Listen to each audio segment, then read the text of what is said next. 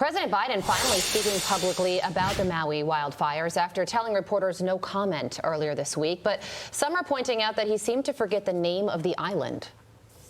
I apologize because I try very hard to keep my speeches between 15 and 18 minutes. But I got to talk a little bit about Hawaii. The Army helicopters help fire suppression and efforts on the Big Island, because there's still some burning on the Big Island, not the one where you see on television all the time.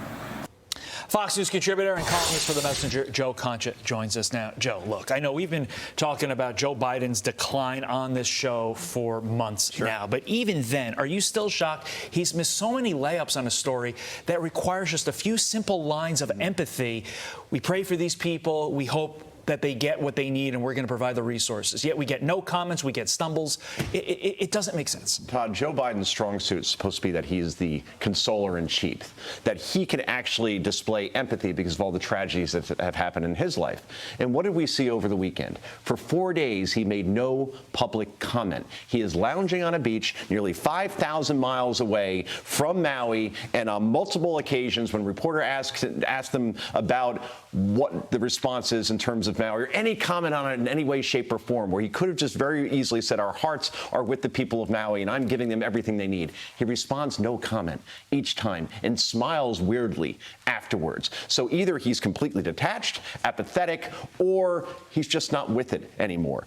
Then you hear that, okay, Jill and I, as in the First Lady Jill Biden, plan to travel to Maui at some point. We don't want to get in the way of recovery efforts. He said the same thing about East Palestine, Ohio. And to this day, he has not gone to that disaster zone as well. So we'll see if he goes. But the optics here are horrible. We just mentioned the no comments. The fact that he was on vacation for 10 days, then another 4 days in Delaware, makes no public comment. And where's he going now? Lake Tahoe, Nevada, for another vacation, Carley. What you were just seeing on your screen is a flight that he took yesterday. He flew directly over East Palestine, but he said he would go. Like you said, he hasn't been yet. There have been some questions over the response to this tragedy.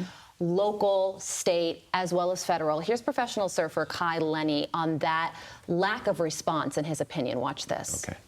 We were kind of sitting back waiting for help to arrive, and then nothing was sort of happening. We were just in shock. It was just like day after day. Where are they? I haven't seen, one state, one county, one federal official at any one of the donation hubs where people are most suffering. People are sleeping in their cars. So now the president has announced that victims of this will be getting some money from the federal government, I believe $700 a person. He did say, like we were just talking about, that he is going to eventually go to Hawaii. Does that make up for this initial lack of response? This is Joe Biden's Katrina. I don't think that's hyperbole in any way, shape, or form. You saw what happened with George W. Bush. That was the beginning of the end of his presidency, that infamous photo where he flew over New Orleans coming back from vacation in Texas, and he never recovered from that. So if Joe Biden goes 2-3 weeks later, that's just not enough. You hear the death toll of 106 dead.